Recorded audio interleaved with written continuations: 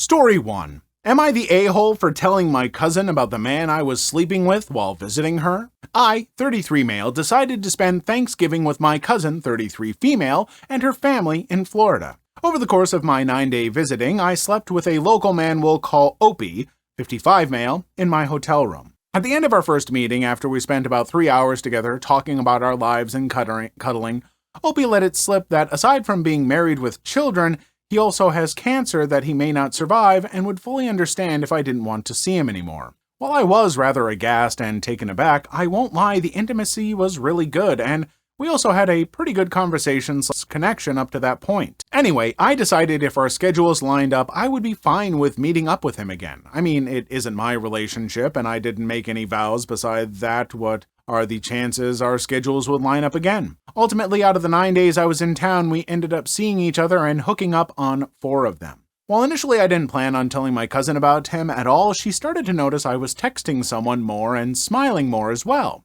So she asked if I had met someone, and I told her honestly that I had. We talked about him some, I told her about the wife, kids, and the cancer, and we agreed that there could be a lot of variables and it wasn't our job to worry about someone else's relationship. Well, in typical super sleuth fashion, my cousin found Opie and his wife on social media, and it seems he may have lied to me about some things, like his name and possibly some other things as well. In addition to this, my cousin, who is a hairdresser, found out one of her clients is mutual friends with them. Well, to be honest, it hurt to find out about these lies, but I realize he owes me nothing and he can live whatever lies he wants, especially since I'm certain he believes it's a way of protecting himself and his family. Well, my cousin is very protective of me and is the closest thing I have to a sister, so when she saw I was upset, she wanted to put this man on blast and serve up some vigilante justice. Ultimately, she wants him out to his wife by leaking the story to her client the next time she sees her. I really don't think I would care, except having grown up in a broken home, I don't want his youngest child, who is in middle school, to have to deal with the fallout of that devastating secret coming to light. Also, I'm starting to realize I did catch feelings for this man, as the thought of him being hurt by this is breaking my heart. I don't think she'll let the secret slip. At least she has said she won't. I can't stop thinking I'm the a-hole for confiding in my cousin and possibly putting this man at risk and ruining his family. Am I the a-hole? No, you're not the a-hole, but this guy is. He's lying. And I mean, yeah, you don't know everything that's going on in his family, and you don't want the kid growing up in a broken home. You also don't want the kid growing up in a home where his father is going out and cheating on the mother and possibly putting the mother through a lot of emotional trauma, questioning herself, feeling worse. You don't know where that ends up. The only ethical thing you really know in this situation is that guy is acting unethically, and telling the wife about this behavior is not unethical. I think it's the right thing to do. I might be wrong. I'm willing to hear folks out in the comments. If you've got thoughts on this, please let me know. Maybe I'm not thinking this all the way through, or doing what I usually do and forgetting some chunk of what I just read because my ADHD brain has oiled up hands that can't hold on to a thought for crap. But seriously, if you have more thoughts on this, let me know, but I think the wife deserves to know. Story 2. I set up 2 of my friends and found out he has been catfishing me as his partner on her phone to check up on our friendship. I have a childhood friend, Emily, I've known since we were 5. We originally met because our respective fathers were both German and living in the UK, having married British women. They became friends, and we were basically raised as siblings. Nothing remotely romantic has ever happened between us. It's accurate to say I treat her like I do my other sisters. People struggle at times to believe nothing has happened between us, but is it so insane for someone with 3 sisters to treat a childhood friend as a 4th? We stopped being friends briefly when she got married way too young to her boss. He ended up being incredibly abusive, controlling her life at every level, and over the 3 years they were together, he basically isolated her from all friends and family. We reconciled when she divorced him. Around this time, I attended university and met my now wife early on. We were assigned to the same floor and halls. We've been together for 17 years now, and she's become really close to Emily over the years. Also at university, I met a guy, George, on my course. We were part of the same friendship group, but didn't stay in touch until we coincidentally ended up working together a good 10 years after graduation. I ended up introducing him to Emily, and they started a relationship. A year or so later, they moved in together. Emily was happy, he was happy. On the face of things, he's seemingly been fine with me and Emily's friendship and never said anything. Over the past few weeks, I started getting texts from her, sometimes late at night, that were just off. I was suspicious when she used a common British shortening of my full name rather than the traditional German version our respective fathers and she would always use, and when some overly flirty, almost outright intimate texting occurred, I immediately shut it down 100% sure it wasn't her. I basically called him out and asked if this was in fact George using her phone, and bluntly asked why he was trying to intimate text with me as his girlfriend. He never responded, but after explaining the situation to my wife, she went over to Emily's with my phone to see what was going on. I wasn't there for this, but she showed Emily our entire text history and what he had done. George came home and they confronted him. He first outright denied it and had the balls to accuse Emily of intimate texting me and trying to hide said cheating from my wife by saying he did it. Emily just left with my wife to come stay with us after this because there wasn't any reasoning with him. The morning after he called and begged her to come home, he was crying and threw himself at her feet, claiming he did it out of jealousy. He highlighted that she was in the habit of deleting our conversations, which drove him mad, an apparent choice she makes for all her texts with everyone, not just me, and he was always jealous of our friendship. He found it hard to see me with her, and after he saw her saying stuff like how she loved me, again, siblings, not being able to read our texts drove him to basically go fishing to establish our relationship. The intimate texting was an attempt to bluntly see if it was something we, or more specifically I, would engage in. At this point, Emily asked for mine and my wife's opinion on this whole thing. I called BS on this being a mistake.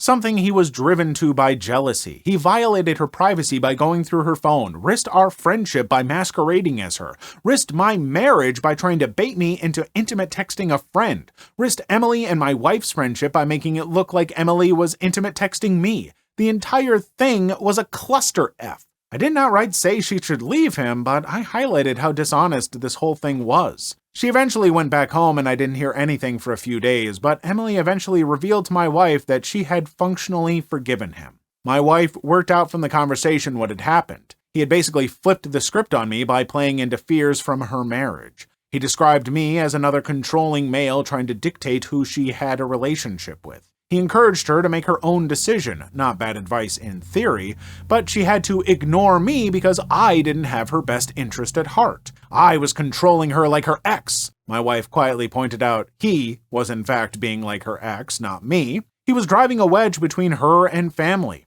At this point, Emily just gave up. She said she couldn't win, couldn't decide between the man she loves and her brother, so F it. Let's pretend it never happened. We haven't really spoken since. Apparently, part of forgetting this ever happened is also giving in to his worries about our friendship. Every time I try to bring up what he did, I've either been ignored or told to stay out of it. Honestly, this pees me off that he's gotten exactly what he wanted. He stopped us talking. I know I can't force her to break up with him, but it's seemingly a catch-22. I can't push her to make a decision about what he did whilst he's got her convinced I'm controlling her. I rarely see George at work, and he's rightfully kept the F away from me. I was tempted to bring my sisters into this cluster F, tell them what happened, they love her like a sister too, and see if they can talk some sense into Emily, but that's somewhat manipulative too. So, any advice here?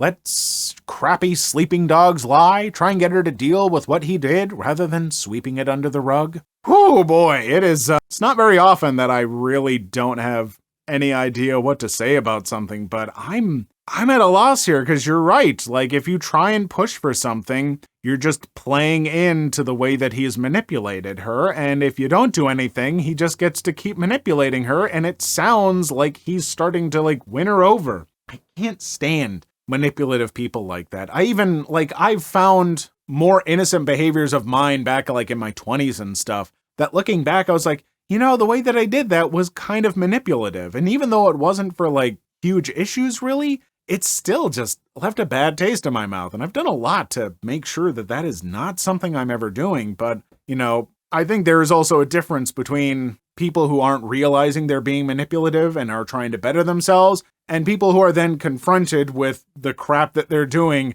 and are just doubling down on that kind of stuff. Man, yeah, I don't know. Folks in the comments, if you got advice, give it. This just hurts my heart. Story 3. Entitled family harasses me after my boyfriend knocks brother-in-law on the ground. So this story happened a week ago. My sister was in town to visit with her husband and 11-year-old son. My boyfriend isn't a huge fan of my sister's husband. My brother-in-law is, as my boyfriend would describe, tactical. Basically, he's really into military stuff even though he never was in the military. While my boyfriend was a U.S. Marine for 5 years. When they met, my brother-in-law tried to act all buddy-buddy and even said, "These people don't understand warriors like us." My boyfriend finds it annoying both that my brother-in-law is trying to claim warrior status while being a banker, and my boyfriend's not fond of the military after all it did to him, so he gets ticked off when people idolize it. But the problem started when they came over. It was a generally nice night, other than a passive-aggressive remark by the brother-in-law when he learned I was not cooking, but in fact my boyfriend is. I'm a terrible cook and he's amazing at it, so he generally cooks. After dinner, we were all getting caught up in the living room, and their son, Jack, was getting bored and started walking around. My boyfriend got up after him to watch over him as an excuse to get out of the conversation. This is what my boyfriend said happened. He followed Jack around the house until Jack said he was bored. Trying to be a good uncle, my boyfriend offered to show him his office, and they went inside. My boyfriend is protective of his office, only him and I are allowed inside, so this was a big deal, but my boyfriend wanted to be a good host and uncle. So he showed Jack around the office, showed him his Warhammer armies, the knives he forges, his gaming PC, and everything else. Boyfriend has too many hobbies. Until they got to a locked cabinet. Jack asked why it was locked. My boyfriend explained his guns were in there, and if his parents allowed it, he would take Jack shooting one day. A little while later, my brother-in-law followed them into the office. My boyfriend was annoyed he was in there, but felt he couldn't kick him out as his son was in there and he had a right to be there. Brother-in-law started talking to him about my boyfriend's guns and wanted to see them. My boyfriend was hesitant but felt there was no harm because brother-in-law is a grown-butt man. Also, he keeps the ammo in the garage across the house. He opened the cabinet and asked my brother-in-law not to touch them unless he hands them to him. My brother-in-law promptly ignores this, grabs a gun from a rack, does not check if it's clear, my boyfriend emphasizes that it was a huge no-no, and starts waving it around. My brother-in-law then thought it would be funny to pretend to shoot his son, so he pointed the gun at Jack. My boyfriend reached for the gun, knocked brother-in-law to the ground, and secured the gun. Then all hell broke loose. Brother-in-law started screaming at my boyfriend and my sister ran to check what was going on. Then my sister started screaming about how my boyfriend could let her son near a gun. My boyfriend isn't a yeller. He's not afraid of confrontation, but he never yells. He just calmly put his gun away, locked the cabinet, looked at me with a "these people are idiots" look, then waited for a lull in the screaming. He told them to get the F out. Brother-in-law got in his face and acted like they were gonna fight. My boyfriend just stared him down until brother-in-law backed off. Boyfriend's 6'3", muscular, and carries himself like a former Marine. He basically just stared my sister and brother-in-law out of the house, never raised his voice, never said anything threatening. But after that, the story my family was told is that he's a sociopath with an arsenal, has PTSD, and all of them are blowing up my phone trying to get me to leave him. Apparently, they even called the cops, but we live in his hometown. The local sheriff taught my boyfriend how to hunt as a kid, so the sheriff knew it was a BS report, but still reached out to me to confirm. I assured him and my family countless times that he is not dangerous or hurting me. It's starting to get to me, and I don't know what to do. My boyfriend is concerned for my mental health, but he told me he couldn't care less what they were saying about him. I'm probably going to go low contact until this blows over. I'm just glad we live a couple states away so they can't harass me in person. To point a gun at a child, your own child, even if you had checked it to make sure that it was not loaded, you don't do that. That's one of the first goddamn things that they teach you in firearm safety. I grew up kind of in the boonies in northern Minnesota. You're dang right that I took firearm safety. Everyone did. And I don't particularly like guns, but I know how to be safe with them. And holy crap, to wave a gun around and then pretend to shoot your child. The brother-in-law is lucky that the boyfriend didn't break his arm and deck him to stop that. Because even if the boyfriend is confident that he doesn't leave ammo in his guns and keeps the ammo on the other side, there is that minuscule fraction of a chance that maybe he slipped up, maybe he forgot, maybe just maybe for the first time ever he made a mistake and that child could be about to die. I am sorry. That brother-in-law darn near deserves to be brought up on charges. Like, that's potential child endangerment. I don't care if it wasn't loaded. That is so unacceptable. And the calm on the boyfriend to not yell and to just keep his cool, props to him. What a trooper. Holy crap. Story 4. Today I effed up by buying my now ex a birthday present. This has been weighing heavy on the brain for a little while, and I just gotta talk about it. At the beginning of the month, my partner had their birthday. For a full month, I had been trying to get them to tell me what they wanted for their birthday, and they kept saying that they didn't know, they weren't sure, and that they didn't want me to get them a gift. It wasn't until 3 days before their birthday that they told me what they wanted. They offhandedly mentioned that they wanted some clothing items and jewelry from an online shop that they really liked, and I took that as an opportunity to look through it and buy some stuff. Now, I'm a bit of a romantic, so at the same time as I was buying some clothes for them, I was scrolling Twitter and saw a post from a gothic account that I follow about black roses. In my head, I instantly went, oh hey, cute! You know what? I know my partner likes roses. Let me go find some roses to buy for them for their birthday as well. And I looked for a preserved rose on Amazon and bought it. I knew that the rose would arrive before the clothes, so I put it in the little message thing Amazon has for gifts. This is a prelude to your actual gift. And my love for you is unconditional, which is something I had told them the same day I ordered the clothes. I didn't tell them that I bought them a rose though, which is where the F-up comes into play. Just over a week ago, my partner and I got into an argument. A really bad one that required them to take a bit of time for themselves to think things over. I realized the day after that I had been the one in the wrong, so I promptly sent them an apology over text and told them to take as much time as they needed to get back to me, and that I wanted to right the wrong I caused. I didn't hear back from them, which was fine. The next day I went to work as normal, minus a good morning text. I didn't check my phone at all that day until I was coming home from work. I checked my email to look for my pay stub, and to make sure my bosses paid me the correct amount that I saw an email from Amazon. Your package has been delivered, it read. I freaked out. They had definitely already seen it by the time I was off work, so I couldn't even warn them about the rose at all, and all I could do was hope that a package thief came along and took it before they actually got to it, because I know how that looks. The day I sent my apology and admit my wrongdoings, a rose that you had no idea was bought shows up on your doorstep. I look like a creep!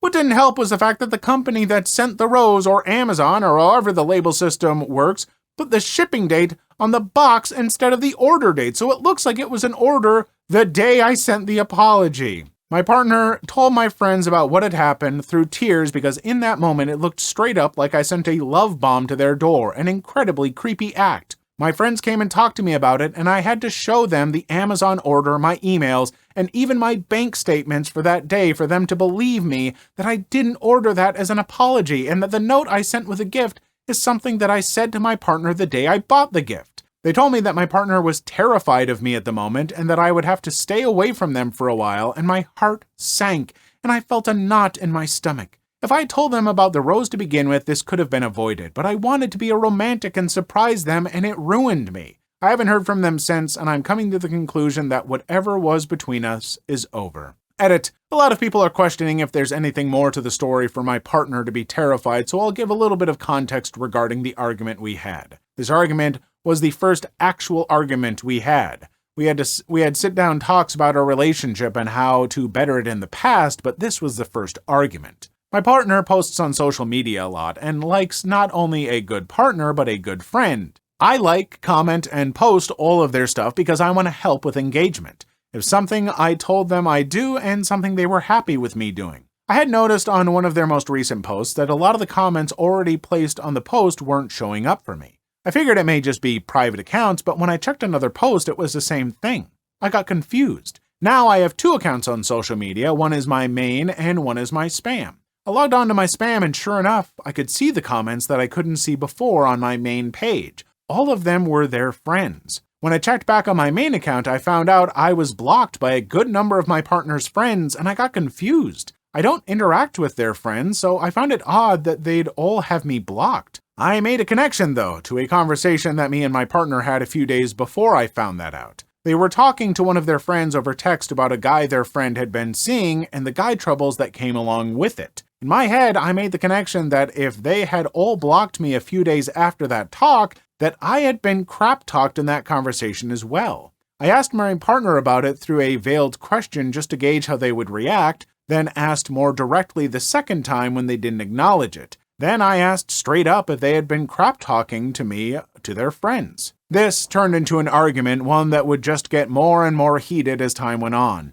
I was extremely volatile during the argument, saying many things I didn't actually mean just because I was mad and upset and hurt. They ended up leaving because the argument was getting too much for them, and the next day I sent my apology when I realized I was way out of line and my reaction didn't need to be that volatile. Oof. So the first thing I'll say is if you are able to provide proof to friends that you both have and show look, I clearly ordered this way before. It was part of a birthday present thing. Tell them that. If they can get that information and are still nope, the coincidence is too creepy, that part's on them. That's not cool. They need to realize that sometimes crap and things happen and you need to be able to get over that. As far as the rest of your argument and all that kind of stuff, it is weird that so many friends of theirs are blocking you and that they wouldn't just talk about it normally and that led to a fight. It's I don't know why they wouldn't just be open and honest, but then again, I just believe in communicating in a relationship. I don't know. I'm just crazy like that. So, I don't know. I'm sorry to hear things. Hopefully they can be understood. Hopefully you can have a open, reasonable conversation with this person and work things out. And if not, maybe it's for the best in the long run. Please leave your story in the comments. I would love to make a video on them in the future. Also, don't forget to like and subscribe.